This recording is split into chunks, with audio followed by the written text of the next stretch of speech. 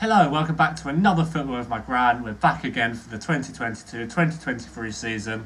I really hope you enjoyed last season's coverage. It was really enjoyable to make. We're back. Obviously, there's no football at the moment. 2 weeks till the season starts. So what we're going to do today is we're going to do a National League predictions video.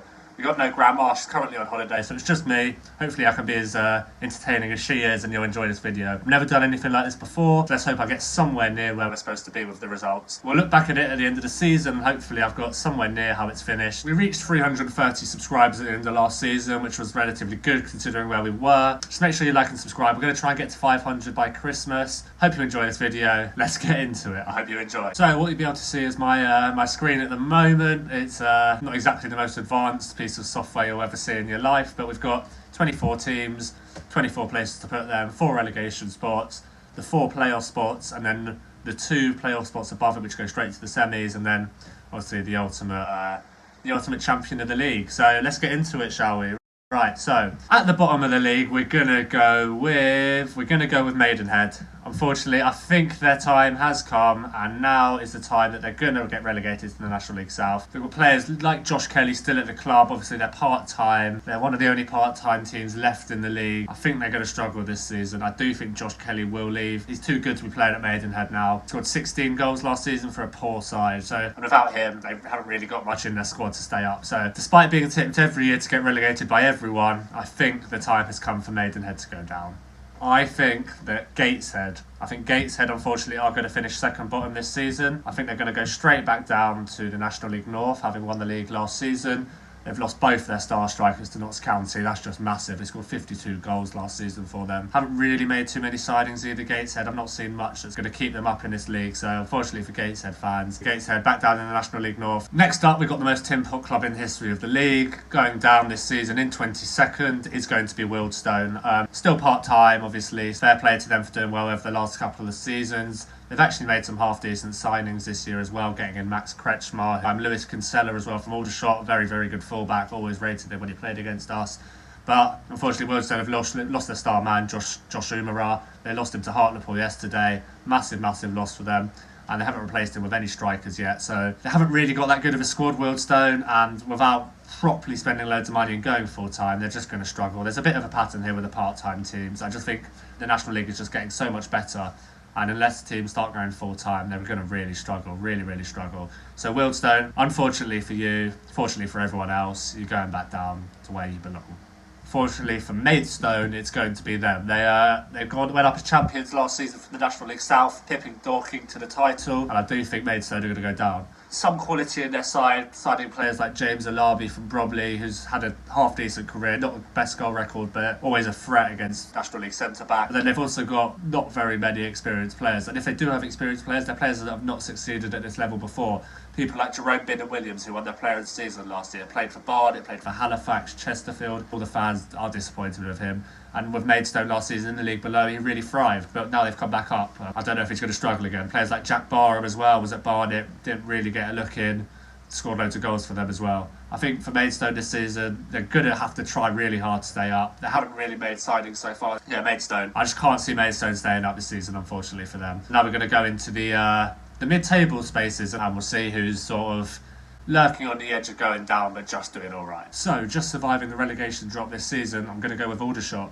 Aldershot, they've sort of been declining as a club in the last couple of years, I feel. I feel they've lost a bit of their sort of oomph that they had before. They're not doing very well lately in the league. They're sort of a bit like us. They're sort of fluctuating around lower mid-table. Just not sold on the signings they've made this season. They've made a few signings from Woking, their rivals in Effiong, which is a half-decent signing to be fair to them. But then they're signing players, lower league clubs that they're a better club than, and I'm not really sold on it, to be honest. There's one player that I'm quite excited to see play for them. That is Francis Amati. Him and Effiong up top. I think they may score enough goals just to keep them up. But Aldershot again, I think they're going to struggle this season. Lower mid-table at best. Next up, in 19th, I'm going to go with Scunthorpe. Now, this may be a bit of a shock to some people, but they were relegated by 18 points from League 2 last season. That is massive. Not seen a team like that for a while. 18 points is a massive, massive margin, and the difference between League 2 and the National League really isn't that much. So I think they might struggle again this season. They haven't made too many signings. Elliot Whitehouse is a good one. But again, not really enough for me. That's what happens in this league. If you work harder than another team, you win the match. It's as simple as that. And Scunthorpe, I feel like their players are going to think they're going to have enough quality to move up the league, but not sure about it. Really not sure. That famous last day against Bristol Rovers really was a sign of where they are, to be honest, as a club, and I think they're going to struggle this season. Next up, 18th, surviving their first ever season at this level as a club, Torquay Wanderers. Now, I think we've all seen the documentary on YouTube, Bunch of Amateurs, really, really good. And Mark White comes across as a really, really good manager. And I think this is actually a really reasonable swap for them. Such a small club, such a small town. I assume they don't have too big of a budget with the sort of part-time and infrastructure they've got at the club. But keeping Alfie Rutherford, that is just massive. If they hang on to him, they're staying up. And that's the difference for me. As of now, they've still got him, and it doesn't look like he's going anywhere. And they signed Ryan Seeger as well to go with him, scored lots of goals last season in the league below. So I can see this really, really being a good strike partnership, and them finishing in a reasonable 18th for the club of their size. And they're going to cause a lot of the big teams a lot of trouble, I think, at home. Reasonable start for them in this league, and then maybe next season we can see them push on even further. Another big team that I think is going to struggle this season just shows the quality of clubs in this league. I think it's Yeovil. I think Yeovil are going to finish 17th, and this is because they haven't really got that many players as of now. They've got a squad of 15. The quality in that 15 is really not there at all. They've brought in players like Jamie Reckford from Boreham Wood and Alex Fisher, who played for them before when they were in League Two, from Port Vale. But then apart from that, they've brought a couple of other players, one from Wycombe, one from Bristol Rovers. Hanging on to Charlie Wakefield was a really big plus for them. Then they've lost a couple of players as well, people like Adil Youssef, Dale Gorman to Barnet. Again, they offered him a new contract, he turned it down. Not really sure what's going on with that club, but the owner's sort of putting them into a bit of difficulty. I think they'll stay up because they've got a fair few quality players still in that small squad, and I'm sure they will sign some players over the line. But you know what it's like, if you start badly, it's really difficult to gain momentum. It's lower mid-table, unfortunately, for them this season. So, in 16th place, we're going to have Eastleigh. They finished 19th last season, which is a poor position for them. Obviously, they were challenging playoffs a couple of years ago when they had a bit of money investment. Their signings have not been too great. They got Tristan Abrahams, who was at Grimsby on loan, did fantastic in those playoff games. Cisse, who was at Orient a couple of years ago, I don't know who they signed him from now, but he's an average type of player for this league. They lost players like Harry Pritchard, who they released, a good established player at this level. Sam Smart as well, who's gone to Halifax. So it's a bit of an all change around at Eastleigh. I think they've strengthened slightly, a lot of average National League players, which is sort of where they're at as a club at the moment. And that's why I think they'll finish 16th. Not really much more to say on that. Next up in 15th, we're going to go with Altrincham. They've just gone full-time for the first time in their history, which is really good for them, really promising for the future. But unfortunately, I just don't think they've really got enough this season to go any higher than they did last season. Finished 14th last season. I think they're going to be there or thereabout. We lost players like Dan Mooney to Southend, who was one of their standout players last season. Cole Ferguson as well, has stepped up a league. Really, really good player they had there. And they haven't really brought in too many experienced signings. A lot of young signings. Josh Lundstrom from Crewe, Jake Cooper from Rotherham, both under 21 players. I feel like they're building for the future, Altrincham. This season's not the season they're going to really challenge her up the league. They're not going to go down. They've still got enough quality there with Cole Clough still there. And see the potential that they've got in the coming seasons to climb up this league, definitely. Next up, we're going to have another big shock in 14th. We're going to have Halifax. Halifax, who came 4th last season, obviously did really well to get to the playoffs. Lost out to Chesterfield in that playoff match, so they're back in this league again. And preceding that, they ended up losing their manager and half their team. Pete Wild went up to Barrow. They lost Billy Waters to Barrow. They lost Bradbury. They lost Maher. They lost Warren. Literally half their team's gone. And you know how it is in this league. If you lose half your team and you've got to rebuild again, it's a long process. And the signings they've made, some are all right. They're not outstanding. I think they'll do all right this season, but not going to challenge where they were last season, I don't think. Next up in 13th place is Torquay. Now, Torquay, they've lost probably their two most standout players in that season where they nearly won the league, Armani Little and Lemon Hay Evans. They've both moved on to the league above, even League One with Little. So they've done really well for the club, but they've earned their chance now in the league above. They also lost Ben Winter, who was a big player for them, wanted to move back to London, come to Barnet, so another big loss for them. Brought in players like Corey Andrews, who's a really good signing actually up front. People like Ross Marshall from Stevenage, we had him on loan last season, really nice player. Not the most technical, but he'll work hard, and that's all you need in this league to do well. So losing 3 of your best players, really tough time for Torquay. I think they're going to have this rebuild. Hopefully in the next couple of seasons, they'll start to push up the league again. Another big club coming up in 12th. I think this might shock a few people. We're going to have Southend. Now, Southend have an extremely large budget. They always have. They're a massive club. They get 9,000 every game at home or whatever it is. I don't think they've signed too well this summer, to be honest. Signing players like Harry Taylor from us, plays lots of games, which is really, really important in this league, and he works hard, but he's not the player that's going to take you to the top of the league, which is where Southend want to be. We're also signing players like Wes Fongut from us, bench player. Players like Louis Lomas from Brackley in the league below. Guy Scott Morris from Hemel Hempstead, never played at this level. But then they've also signed players like Cav Miley, who's a really, really good signing. So I think Southend will do all right this season. I can't see them doing much better than they did last season, to be honest. They've got a good manager, a good assistant manager. But again, just not really strengthened too much this season, to be honest, I don't think. I just don't think they're going to do too well, Southend, this season. Just my opinion. Next up, now this might shock a few people as well. I think it's lower than quite a few people expect them to be, but I'm going to put Woking in 11. They've made lots of signings this summer, some really, really standout ones like Patrick Hammond. That's an incredible signing for this level. Corboa as well, Grego Cox, Cuthbert, Wilkinson. Lots and lots of signings, and even Sid Nelson they signed the other day. So a lot of signings for Woking, and I think that might be where the problem lies. They've made a lot of signings, and a lot of them, looking at their previous past, have not really played together before, which is really, really interesting. And I think this is why they may just miss out on the playoffs this year. I think Patrick Hammond's going to score a lot of goals, and I think this season they'll finish 11th. And then if they can hang on to that team that they've built now and then gel it all together for the next season, that's when they're going to push up in the playoffs and maybe even challenge for automatic promotion. But for now, I'm going to keep them 11th, and we'll see how they go early on in the season. And then sitting just above Woking, I'm going to put the Mighty Bees. The Mighty Barnet are going to come in 10th position after finishing bottom, and then I think we finished 18th or 19th last season. We're going to move up to 10th this season. It's the first summer in about 5 years where we've had a manager in place at the start of pre-season. And then we've gone and signed players. We had 9 in before the start of July. We've got 12 now. And I know I just said about Woking signing so many players, but the thing here is a lot of the players we've signed have worked with the manager before, and they've worked together at previous clubs like Hemel Hempstead, like Wealdstone. They've played together before, and I think they're all experienced players in this league. They've all played 80% of games for their club last season. I think that's so important. We've had so many injury crises throughout the last couple of seasons. Don't think we've got enough quality just yet to challenge the playoffs. I think we're missing a striker. We've got Nicky Kabamba up there at the moment, not really known for his goal record, but get a striker with him and I think we're cooking. But players like Sean Shields, players like Dale Gorman, Harry Pritchard, these are really good signings for this level. Danny Collins from Dover, who was their standout player last season. Ben Winter from Torquay. There's loads of clubs wanted him. And we've held on to players like Mason Clark, like Stan Beard, who are probably one of the best wingers and the best left back in the league. I think we're almost there now to challenge back for promotion into League 2, which is where we should be as a club. Look at the infrastructure we've got. We've got a League 2, League 1 facility. 10th place at Barnet. Let's move on to 9th position.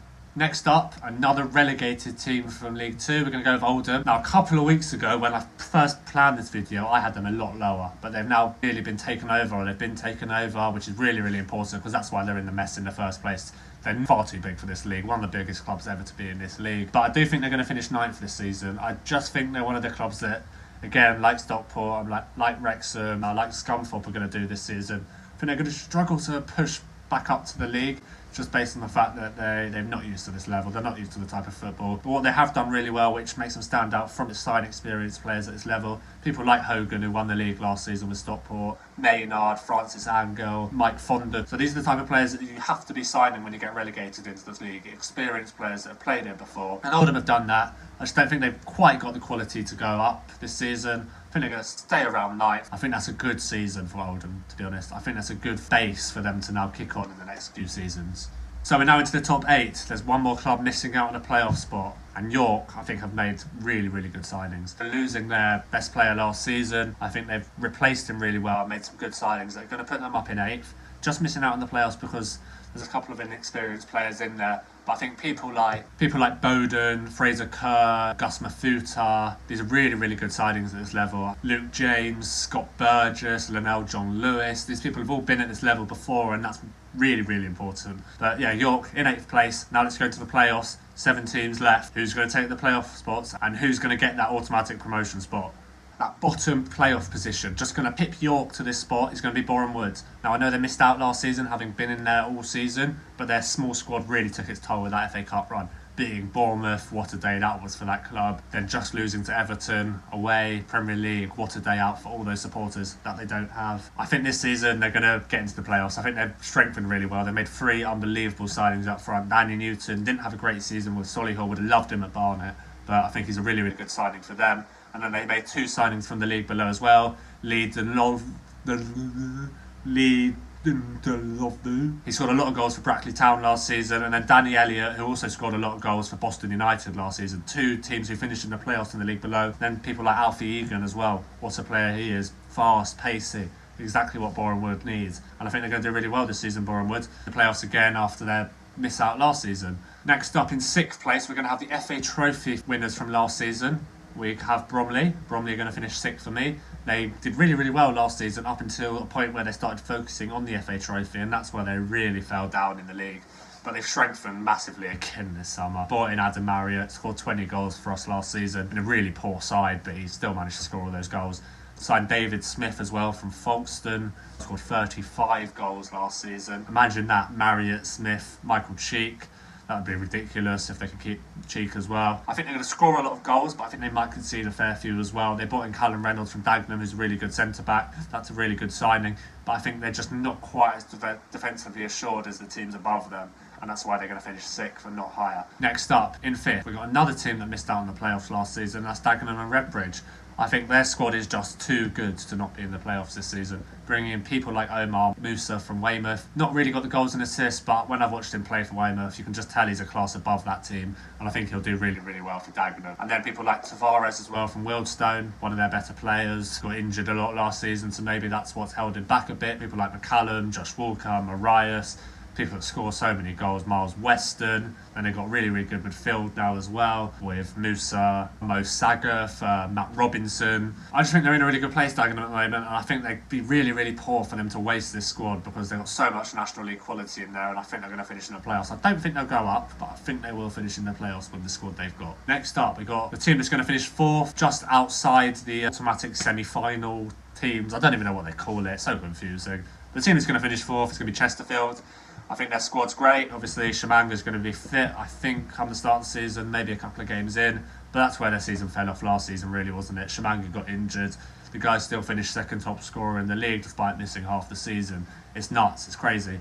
And I think they've strengthened as well this summer, which is really important for them. People like George Cooper from Plymouth and Armando Dobra from Ipswich, good signings. I think they're going to push on.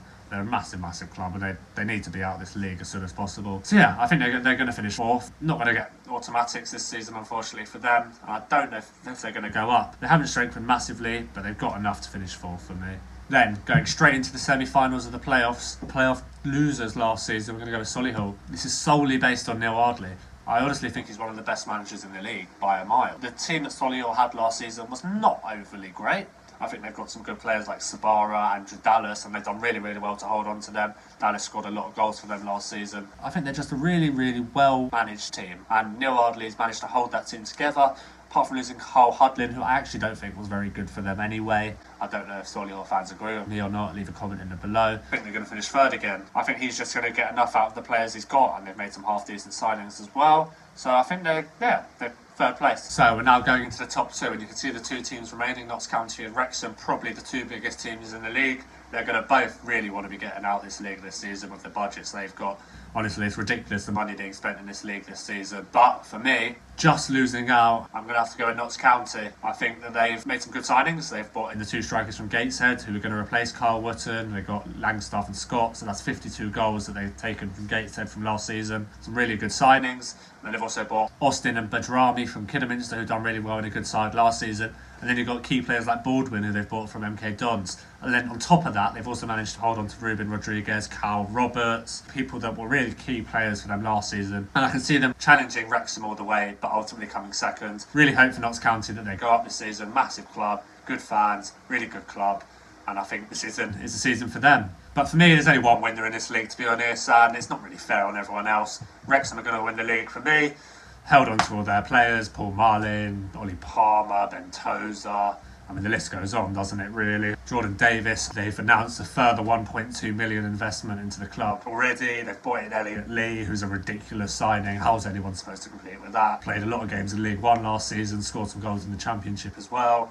So he's going to add to that already ridiculous attacking force. They've also brought in Tunnicliffe from Crawley, who's one of their better players in League Two. They thought he was going to get a League One move, but he's gone down to Wrexham. So they're going to strengthen at the back, which is sort of where they struggled and probably why they didn't win the league last season. But their team's just a joke this season, and I can't really see anyone getting really near them. I think they're going to win the league by quite a considerable margin this season. And I don't think anyone will be surprised, really. I think it's about time Wrexham go up. And if there's any club that does deserve the investment they're getting, it is Wrexham, so I am happy for them. But for the rest of us, it is just a bit unfair how much money they are spending. So there we go then. That's our final 24. That's what I think is going to happen in the National League this season. I think Maidenhead, Gateshead, Wealdstone and Maidstone are going to go down. I think Boreham Wood, Bromley, Dagenham and Chesterfield are all going to finish in the preliminary playoff positions. Solihull and Notts County are going to go straight to the semi. And I think Wrexham are going to win the league. In terms of who I think is going to go out from the playoffs, I think Notts County are going to learn from their heartbreak last season. They've just got more quality than Solihull. I think they're going to play in the final. And I think Notts County are going to go up. But Wrexham are going to win the league. Notts County are going to go up with them. And we're going to say bye-bye to Wealdstone at last. Hope you enjoyed this video. Make sure you leave a like, leave a comment, and make sure you subscribe to the channel. I really want to hit 500 subscribers by Christmas time because we've got some big teams in this league this season. I'm really looking forward to making the videos. I'm looking forward to welcoming Grandma back on the channel. Hope you enjoyed this video, and we'll see you soon for Halifax at home on the 5th of August. Have a good rest of the summer.